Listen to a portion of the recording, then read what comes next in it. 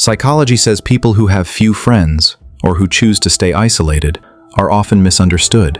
People assume they're unhappy, that someone broke their heart, that they failed in life, that they're antisocial, awkward, incapable of connection. But psychology tells a very different story. In most cases, none of that is true.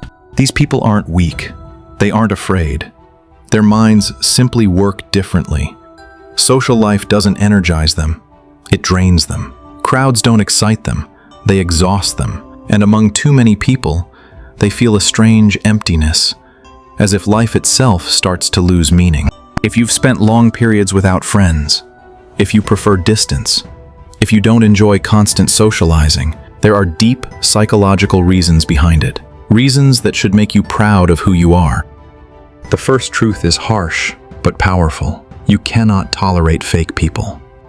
If you live alone, it's not because something is missing in you. It's because you refuse to tolerate what's fake. The world is full of artificial faces, fake smiles, and people who praise you in front and poison you behind your back. And you can smell lies from a distance.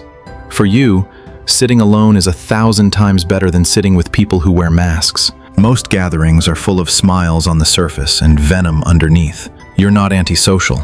You're highly sensitive. You feel vibes. You sense intentions. You recognize poison hidden inside polite words. That's why your circle is small. Not because you hate people, but because you protect your mental peace. The second truth is something the world doesn't understand. You don't want quantity. You want depth. People mistake your silence for arrogance, your distance for ego. But the reality is simple. You cannot tolerate conversations without emotion, without honesty, without meaning. You don't run away from friendship. You run away from shallow connections. Relationships aren't a numbers game for you.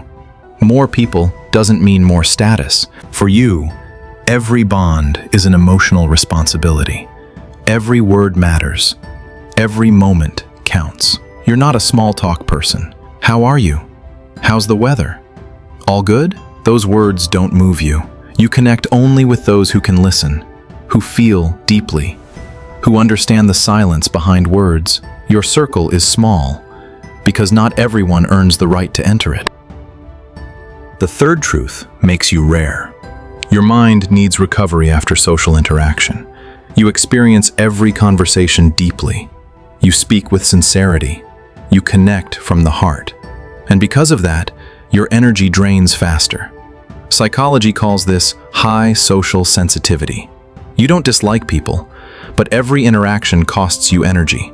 Extroverts gain energy from people. You spend energy on people. You analyze deeply.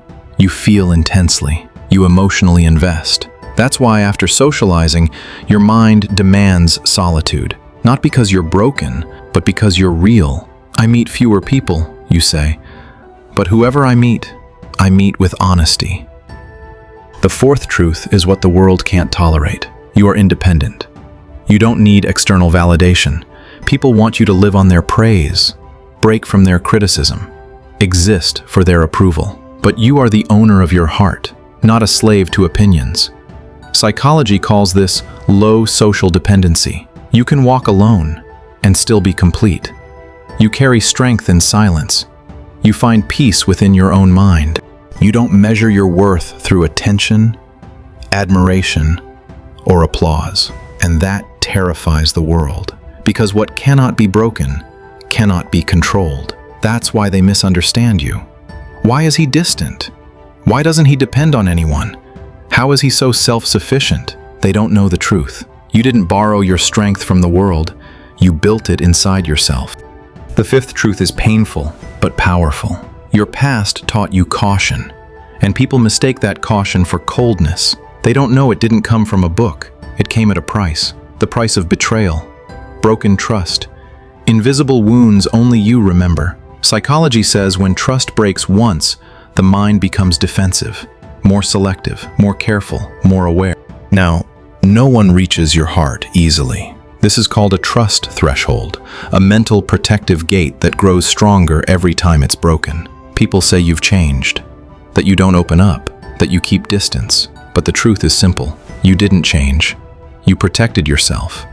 You love, but you don't trust blindly, because you know one wrong person can destroy an entire heart. So learn every day, think deeper, grow stronger, and never apologize for choosing peace over noise.